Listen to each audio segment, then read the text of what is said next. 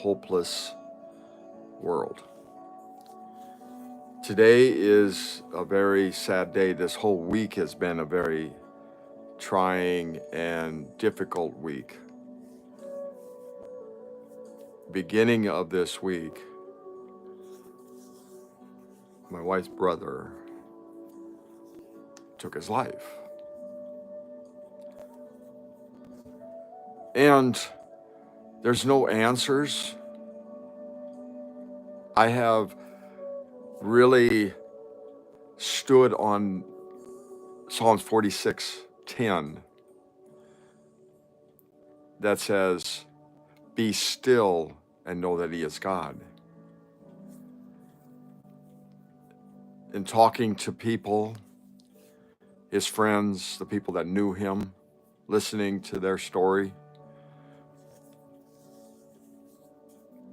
a picture emerges of a human being, Ryan, who had different sides to him. There was a side to him that he helped people. He gave of himself. Another one was an angry person. And another one, which I believe everybody saw, was a person that closed himself off, wouldn't reach out, didn't see anything beyond this existence. Whether he made to heaven or hell, I don't know. I have not been seeking comfort in knowing that. I've had people that have said, "Oh, he made it." And I said, "What's the evidence? Where's the evidence?"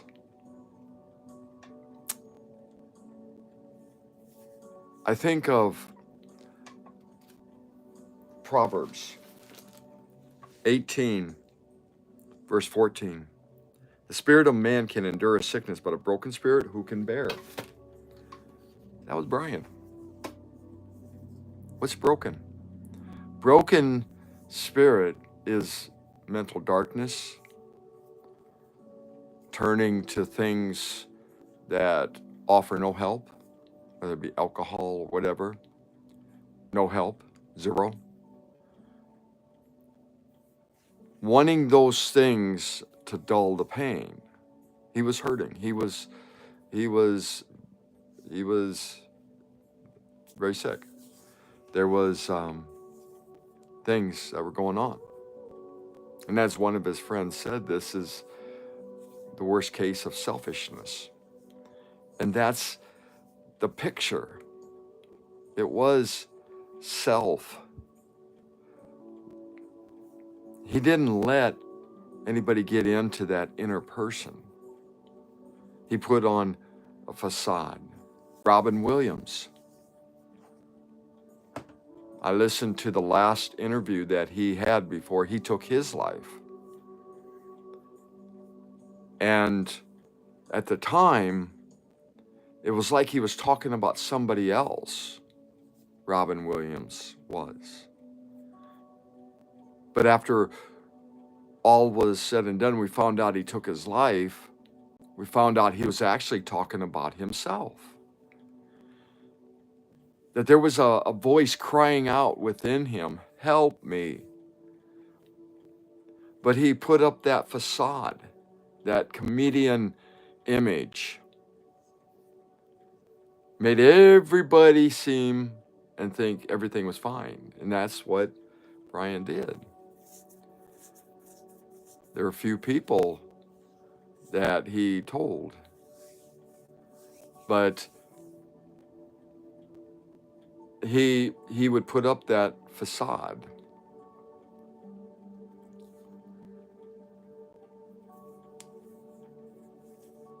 More than anything, I hear the words of the Apostle Paul.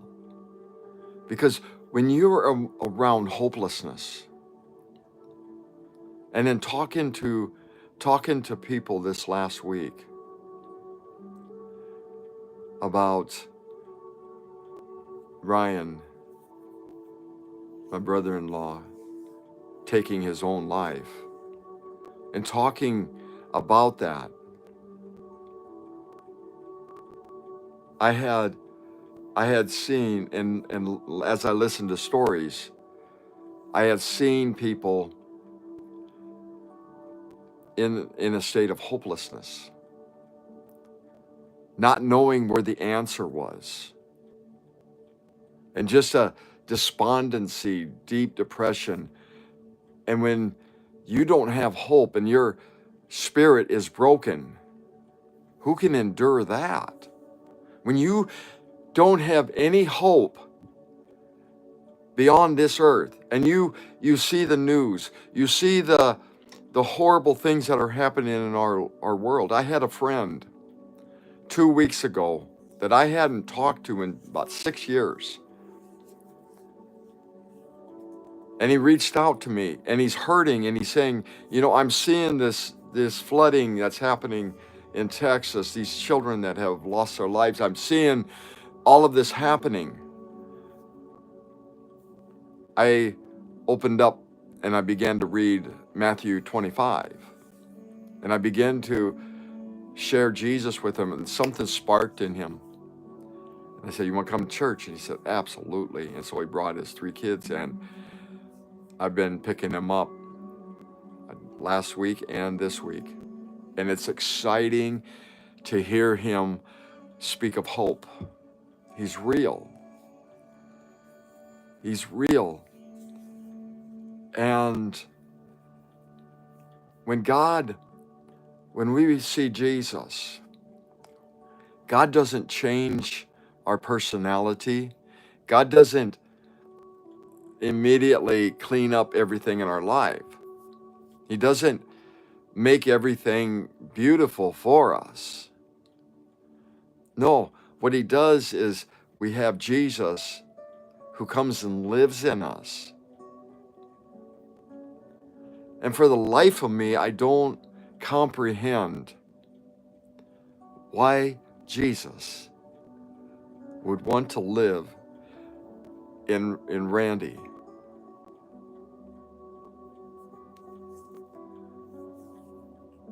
In Randy. I don't understand it. I don't understand it. Broken down. But I see the hope. I see the hope beyond this earth. And I hope you would see the hope. And the only hope, the only answer to all of this mess, volcanoes erupting, earthquakes happening, floods just rampaging, just lives being destroyed, earth shaken, hopelessness we see alcoholism beyond with us, and there's a glimmer of hope through the darkness. And I wish, and I don't know, in the last moments of Brian's life, before he ended it,